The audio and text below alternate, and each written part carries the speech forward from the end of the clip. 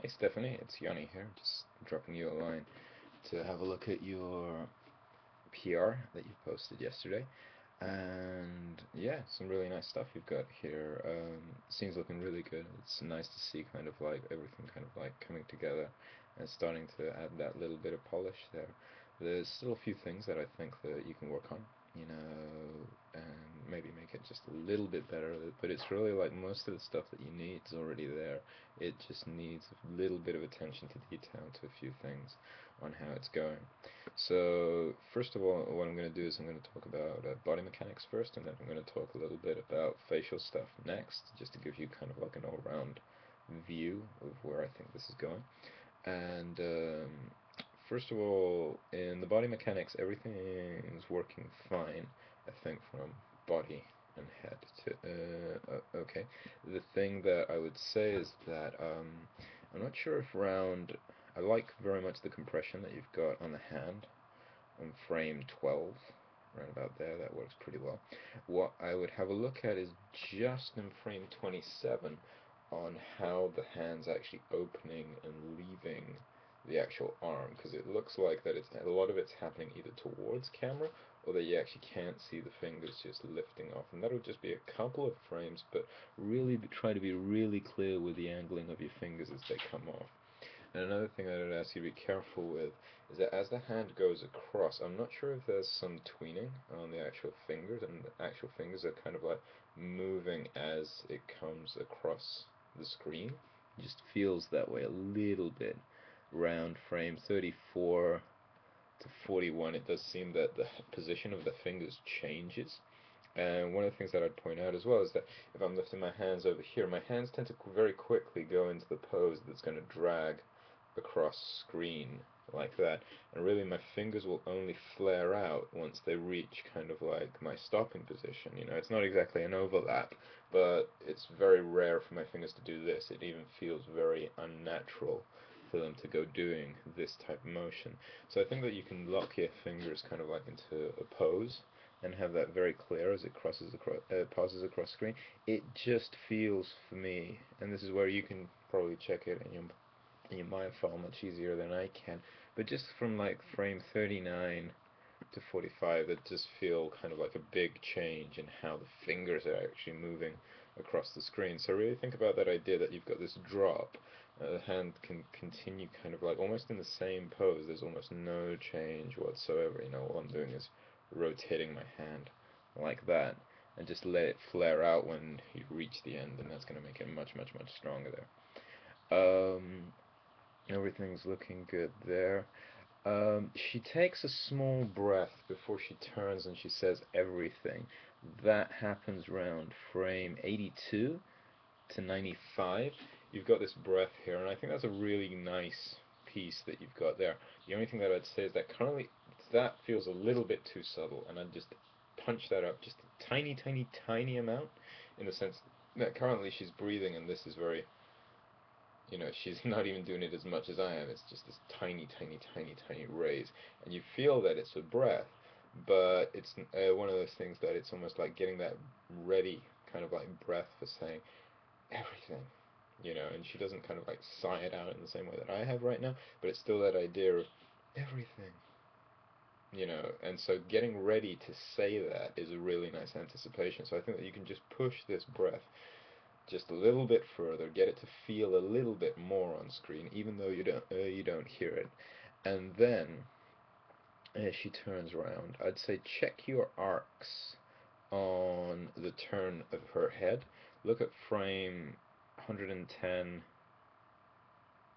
through to 126, because it just feels that the arc on her head could be just a little bit clearer. It feels like she moves a lot, really, between frames 116, 17, 18. Yeah, so she really moves quite a lot in there, and I think that that could be just a few frames smoother, especially because you've got the accent on the lips when she starts talking at that point. It's very hard to read what she's saying at that point. And I know that we're not exactly just lip reading here, and I'll talk a little bit more about the shapes in that part later on when we get to lip sync. But I think that you can smooth this out just a little bit more. Track your arcs and really have a look at the spacing, specifically at the nose, and try to get it just a little bit more curved and smoother, so that when she turns round, there's a little bit of ease out at the beginning, and then she moves fast, but she doesn't kind of like pop as much as she does over here. As I said before, this is kind of like just really nitpicky stuff.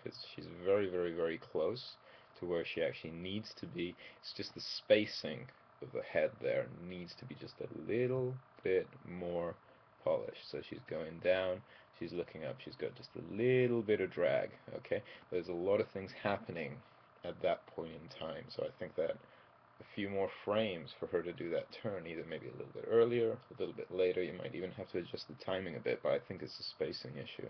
You'll just have to get that a little bit smoother because you really want everything that's going on with the face at that point in time read. Okay? Cool.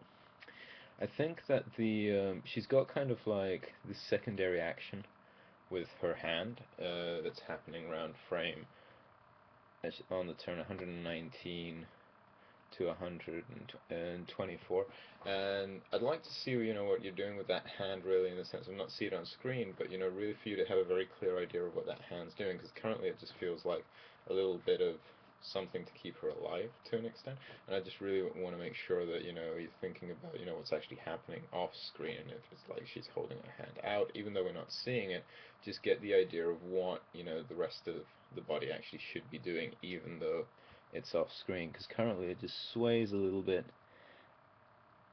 and then it kind of like just settles down by her side. Okay, so if that's kind of like part of a gesture or she's adjusting her pose, just make that thing very clear. It'll either be that she's adjusting her pose and the motion will be very mechanical like this, or if she actually is doing a gesture, you'll just have a little bit, you can see my arm doing this little bit of a swing. It's a bit more of a pendulum type of thing. So even these little subtle changes over here, from kind of like boom boom, which is like a mechanical change, to me just gesturing below my desk, it'll have a very different feel, where one's kind of like very precise to one part, or the other one just swings because it's part of what you're actually gesturing with. Okay, so I like the end over here.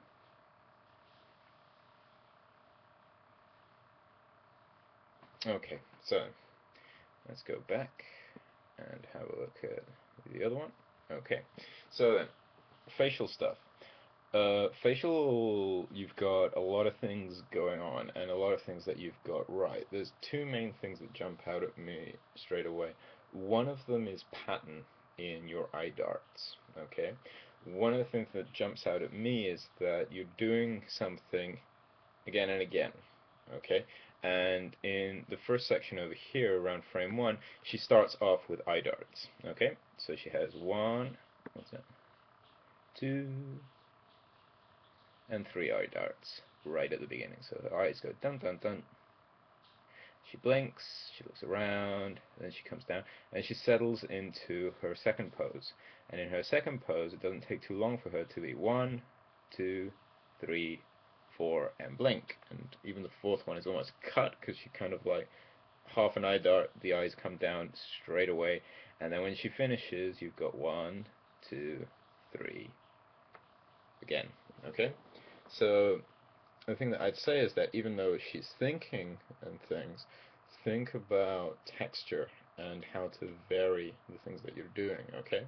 So I'd say choose one of the beats that you're working with, because you're working really within 3 poses in this scene, and choose one to not have either as many eye darts, or for one to actually be just a little bit more stronger, and actually have maybe the last one, which would be what I would choose, maybe because it's just everything, and really just for her to engage with the other person at that point, and just instead of being still kind of like eye darts, thinking about, really think about what that thought process is, because every eye movement should be motivated, okay?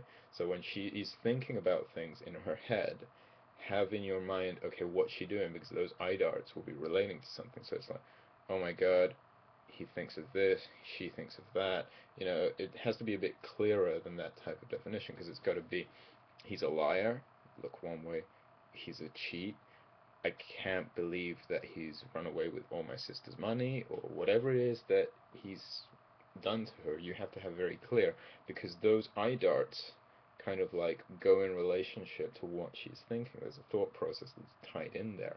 And one of the things about having too many eye darts is not only that it can show nervousness, but it also is one of those things that we're not kind of like she's always at that same intensity all the way through the shot. That's why I refer to texture. So it's like she just stops somewhere and she's going 1, 2, 3, 4, then get to another one, and it's just a little bit shorter, 1, 2, 3, and then the other one, 1, 2, 3, and it kind of like goes on and on and on. So every time she's in between, her thought is always the same, because you're reading it in the eyes that it's at the same intensity. So what I'm saying is, find out from your planning, go back and look at what is in the scene, and just think about where's the point where you can either slow those eye darts down, or to actually have her actually just be much more fixed on what it is that she's thinking at that point in time. And I think that you should try and avoid things that have that type of repetition. And really, those eye darts all feel very much the same. So she always feels at the same level of intensity. She always feels like she's thinking of exactly the same thing. So have, just a little variation there. Now, the other thing that jumps out to me as well is that the face is working pretty well together, okay? So you've got lots and lots of little things coming on here, but two things, well, one thing really, which is the main thing, which is some of the mouth shapes, especially when you have that head turn, which I came before. So she's reading fairly clearly now. Everything about you is a lie. Okay. A double check to make sure that my lip sync is okay. It feels to me okay, alright, but it's never too bad to actually go in and zoom in on that mouth and have a nice little check. Bum bum bum bum bum. Everything about you is a lie. It's really clear. I'd just say have a look, especially on the shape of your E's, okay, and really try to get that eh, everything about you is a lie. Uh, so the first everything that you've got, it reads pretty well. Everything about you is a lie, which is cool. But the second one, we got it a bit more difficult to actually read, because it's happening around frame 117, where she's looking really down, like this, and she's going into this mouth shape over here. You really can't see that start of the everything. And again, it's a part that's very busy, because you've got a lot of things happening at that point. So again, it's one of those things where I'd suggest, maybe start that head turn just a few frames earlier, and try to get her into the position where she's going to be settling, and then start going with the everything about you is a lie. And really, it might be a case that you might have to change the tilt of the head ever so slightly, but have a look at everything, okay? Because currently your everything about everything is, the V is just a little bit too long. It's feeling like an F. If you look at frame 120, you'll see that her mouth is almost like completely straight, and it's up here, and that V there should just be a little bit shorter. If I play it back here again for myself, just so I can hear it. Everything. Everything. Okay, think about where the peak is. It's everything. Everything. Everything. And so when she comes over here, it's everything. Everything. Everything. And let us just get that tongue thing, okay? We want to see the little flap of the tongue just on the thing there, because you've got her mouth slightly open, but it's just, even though you can't push the tongue here forward, or to get it to be seen, you do want to see when she says thing, you want to see just the tongue flap in the background. So when she drops her jaw, just delay the tongue for a little bit, and just to see that little tongue drop behind it, and that's going to make the thing part of the line much, much, much clearer. And again, it's one of those points that you just want to accent over there. Okay. Okay. And the other thing that I'd say about the lip sync is when she goes into everything, think about the settle. Okay, so have a look here very closely at the top of my mouth over here as I say everything. Okay, you see that there's this flare of my cheeks up here, everything. And then my mouth actually drops just a little bit. Now this is a nice part that you can push with Bishop quite a bit at the end. And it's just one of those ideas of having even the mouth be, dropping and relaxing at that point. And I think that that's just something that you can push really at the end of your shot. And when she's, everything about you's a lie. Everything. You see that kind of like, she almost locks herself into the last syllable of thing. And her mouth just freezes there. Just have a way of, thinking about, the mouth, especially the top part, dropping down a little bit, the lips relax, and again, don't get her to feel she's currently got her bottom lip really turned out on frame 130. So I'd say just keep that lip, relax it back a little bit. Keep the expression that you want, but really realize that if this was the thing up here, it's going to have to drop a little bit. Okay, so you decide how much you want to tone that pose down. But again, it's an ease out. You want it to relax at the end and just feel that the whole face is one singular unit over there. Blinks wise, I think you're fine. You have the right amount of blinks for the turns. I think that around frame 50. Hang on a sec, where's this? Because I saw that earlier. Okay, frame 62, she really opens her eyes for lie, lie. She's like, lie. And what happens is that she says lie, and her eyes just jump back up. Okay? She says lie, and at frame 67, they jump back up. Okay? And then you've got a blink. And this is a perfect opportunity for you to keep those eyes open for just a little longer, and then the blink is what's going to make those eyes relax at that point. And basically, instead of having her eyes go lie, and then, do this, which looks really, really, really weird, you can just have that blink that you've got on frame 71 just to bring that those eyes back to the shape that you want, and they'll still read beautifully like that. It's nice to see the little movements on the eyelids that you've got with the pupils, kind of like pushing them down. And then really have a look at how long does this. No, that's fine. I was looking at the blink on the turn, and then the last blink feels perfect as well. Okay. Have a look also with the brow. Okay. One of the things that you've got with your brow is that you've got some very specific shapes, and there's a lot of changes to them. Have a look at relaxing the brows just a little bit in some areas, because currently they're tweening up and down quite a bit, and the expressions are just a little bit stronger if you add, instead of them actually to be tweening over time like that, you really choose a few moments and you ease into those points. So if the eyebrows are rising, so she does this, like this.